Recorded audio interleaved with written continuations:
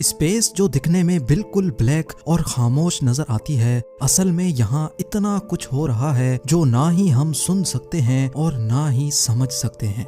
NASA के probes ने space में कुछ ऐसी अजीब आवाजें रिकॉर्ड की हैं जिनको सुनने के बाद हर इंसान का दिमाग दंग रह जाता है। आज से करीब 44 साल पहले 5 सितंबर 1977 को नासा ने एक स्पेस प्रोब इंटरस्टेलर स्पेस के लिए रवाना किया था। ये स्पेस प्रोब वॉयेजर 1 के नाम से जाना जाता है, जो पिछले 44 सालों से लगातार नासा के बेस स्टेशन से कांटेक्ट में है। वॉयेजर 1 को एक ऐसे मिशन पे रवाना किया गया था जहां से उसके वापस आने की कोई उम्मीद नहीं है।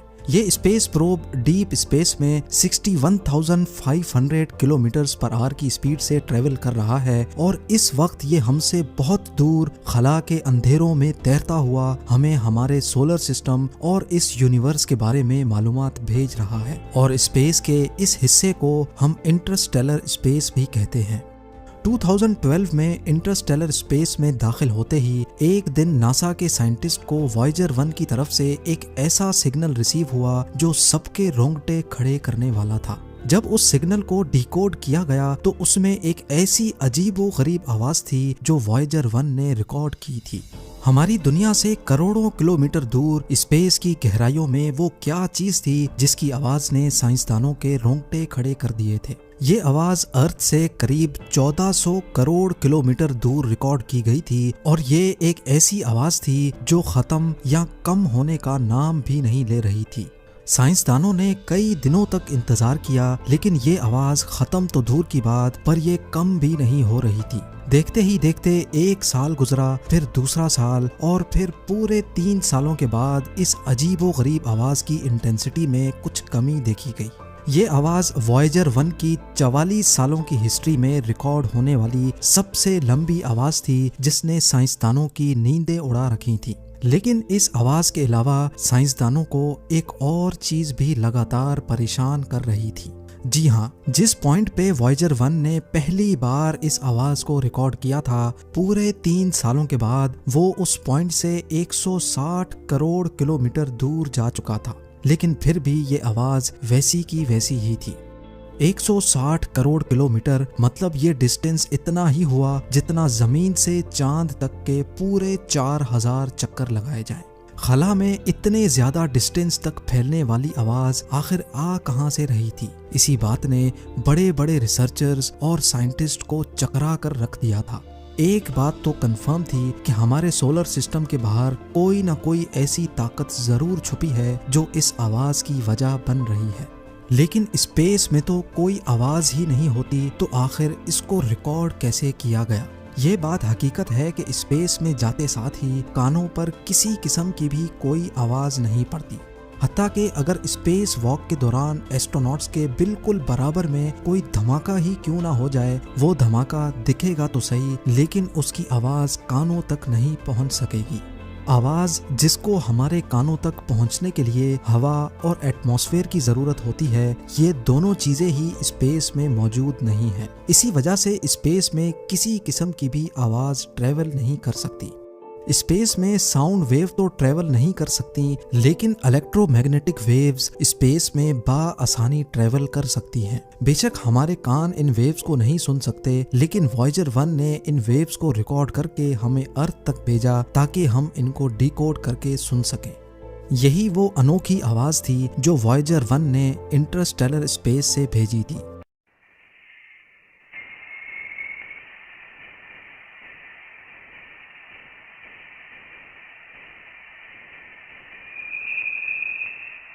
कुछ साइंसदानों का कहना है कि ये आवाज स्पेस में मौजूद प्लाज्मा वेव्स के ट्रेवल करने से आई होगी, जबकि कुछ रिसर्चर्स का कहना है कि डीप स्पेस में जरूर कुछ ऐसी ताकतें मौजूद हैं जिनकी एनर्जी की वजह से ये आवाज पैदा होती है। वो कौन सी ताकतें हैं, उनकी एनर्जी आवाज क्यों रिलीज करती हैं, ये सोचने, समझने और जानने की काबिलियत हम इंसानों के पास अभी तक मौजूद नहीं है।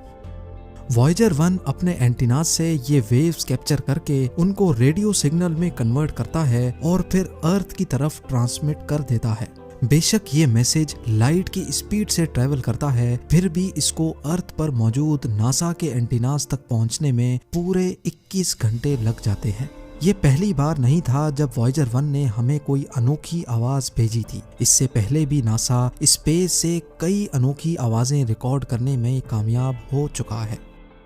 2007 में भी एक ऐसा वाकया हुआ था जिसने साइंसदानों को हैरत में डाल दिया था। रिसर्चर्स को स्पेस में कुछ ऐसे सिग्नल मिले जो किसी भी तरह से नॉर्मल नहीं थे। खामोशी के आलम में कुछ ऐसी आवाजें आने लगीं जो आधे सेकंड में ही गायब हो जाती थीं। ये आवाजें सुनकर ऐसा लग रहा था कि शायद कोई एलियन वॉरशिप लेजर बीम से वॉयेजर पर हमला करने की कोशिश कर रहा है। रिकॉर्ड होने वाली ये आवाजें, जिनको फास्ट रेडियो बर्स्ट कहा जाता है, कुछ ऐसी थी।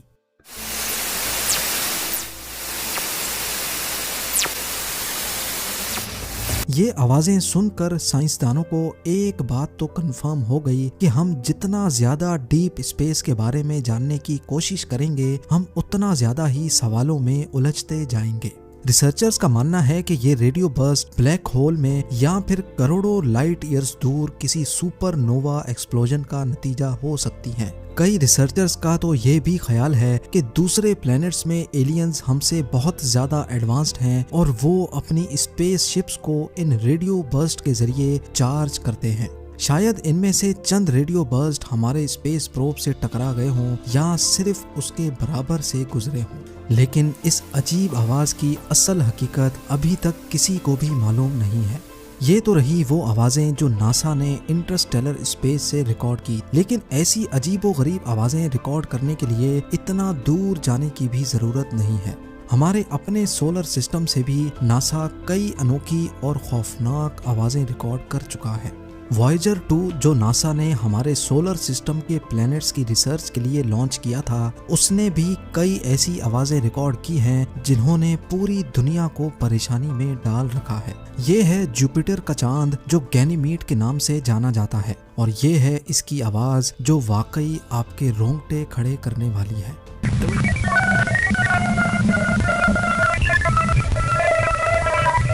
साइंसदानों का मानना है कि ये आवाज ऐसी इलेक्ट्रोमैग्नेटिक वेव्स की हैं जिनसे पोलर लाइट्स बनती हैं। जिस तरह अर्थ के कई हिस्सों में आसमान पर पोलर लाइट्स नजर आती हैं, इसी तरह सैटर्न, जुपिटर और गैनीमीड में भी पोलर लाइट्स बनती हैं। और ये पॉसिबल है कि जो आवाज अभी आपने सुनी वो जुपिटर के मून गैनीमीड में पैदा होने वाली पोलर लाइट्स की कन्वर्टेड आवाज हो। अभी तक जो भी अजीब आवाजें आप सुन चुके हैं वो किसी और ने नहीं बल्कि नासा ने ऑफिशियली पब्लिश की हैं और उनमें कोई एडिटिंग नहीं की गई। सैटर्न जो हमारे सोलर सिस्टम का ही एक प्लेनेट है, नासा ने यहाँ से भी कुछ अजीब आवाजें रिकॉर्ड की हैं।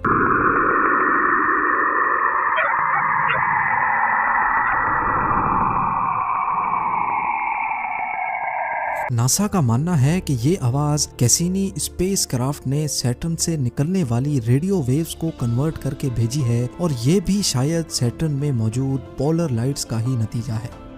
वॉयेजर 1 जो पिछले 44 सालों से लगातार हमें आउटर स्पेस की फोटोज और इंफॉर्मेशन फराहम कर रहा है, दुख की बात यह है कि अनकरीब हम उसको हमेशा हमेशा के लिए खोने वाले हैं। नासा का कहना है कि वॉयेजर 1 के पास सिर्फ इतनी पावर मौजूद है कि वो अगले 1 या 2 सालों तक हमसे कांटेक्ट में रह सकता है। उसके बाद हमारे पास सिर्फ उसकी ये फोटोज ही बाकी रह जाएंगी। उम्मीद है कि ये वीडियो भी आप लोग भरपूर लाइक और शेयर करेंगे। आप लोगों के प्यार भरे कमेंट्स का बेहद शुक्रिया। मिलते हैं अगली शानदार वीडियो में।